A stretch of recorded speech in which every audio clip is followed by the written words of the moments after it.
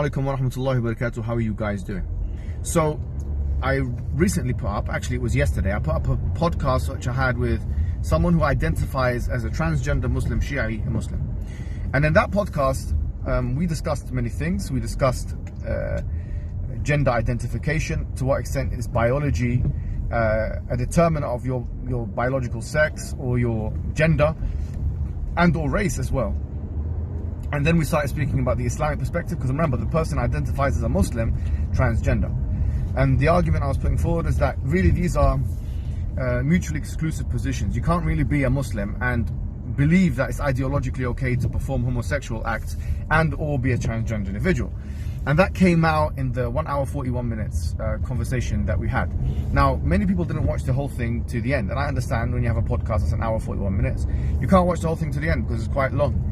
And the Islamic discussion was actually at the second part of the video. So once again, I understand if you didn't reach the second part of the video, you didn't hear what I explicitly mentioned with the verse of the Quran and the Hadith, why this is wrong and this cannot be conceivably seen as an Islamic position.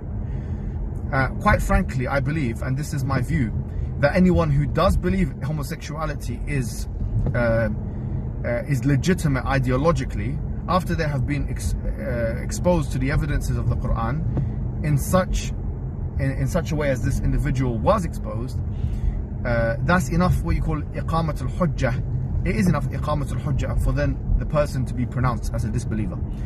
So I don't believe the person who is identifying as a Muslim transgender is actually a Muslim in the first place. That's my belief, and I'm free to have that belief. I don't believe the person I was interviewing is what he claimed.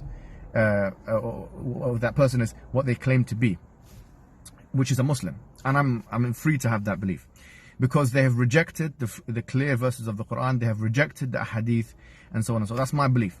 I don't believe there's adhr bil-jahl. I don't believe that there is pardoning with ignorance. I don't believe there's any conceivable way that a person who's been exposed to those evidences and has that can continue being a Muslim, right, after that such evidence is provided to them. So that person, for me, I think it's legitimate to make excommunication of them, to takfir them completely.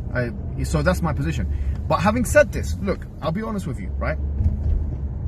The question of, is it advisable or is it within the dawah remit to have a discussion, yeah, with people who identify as homosexual or transgender? I say to you, yes, it is within the dawah remit. Now, for those who say it's not, the burden of proof is upon you, because you are making the claim. Is it haram? Because a lot of people are coming and saying, well, actually, my brother, you done wrong by giving this person a platform. Why did I do wrong? Because when Lut alayhi salam was having a discussion with all these homosexual people in his community, yeah, Allah subhanahu wa ta'ala records that in the Quran and publicizes it for all of us to hear, right? Because we're reciting the Quran and knowing what the homosexuals said to them. فَمَا كَانَ جَوَابَ قَوْمُهُ. This is actually the beginning of a juz, the jawab of his qawm.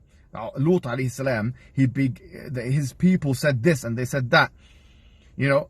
And so the exchange, the discussion was actually publicized for all to see. And the benefit of that is that you start to see the inconsistencies in these beliefs. Okay, you start to see the psychological reactions, because in the Quran, the narrative is those individuals got so triggered that they were saying, "Get this guy out of our city." And to be honest, we see parallels of that. Individuals who don't conform to the liberal ethic are ostracized, are alienated, and so on. So this is making dawah very relevant. And speaking to those people is very important, I believe. It's not only something which is mubah, it's actually, I believe, something which is rewardable. If you're doing it for the sake of Allah, it's actually a kind of ibadah. Mentioning the verses of the Quran and the Hadith to show the person the error, the manifest, plain error that they're in.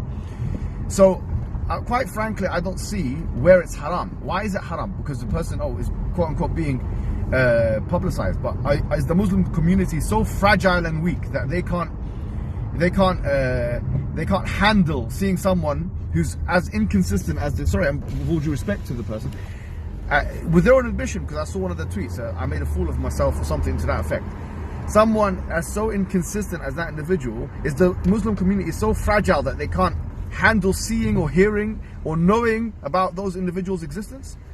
That is the problem. This is the problem, that the Muslim community need to come out of their echo chamber, especially those who claim to be doing da'wah. You can't have a shunning and attitude towards those individuals. You need to engage them and you need to show them why they are wrong logically, and if they believe they're Muslims, textually as well.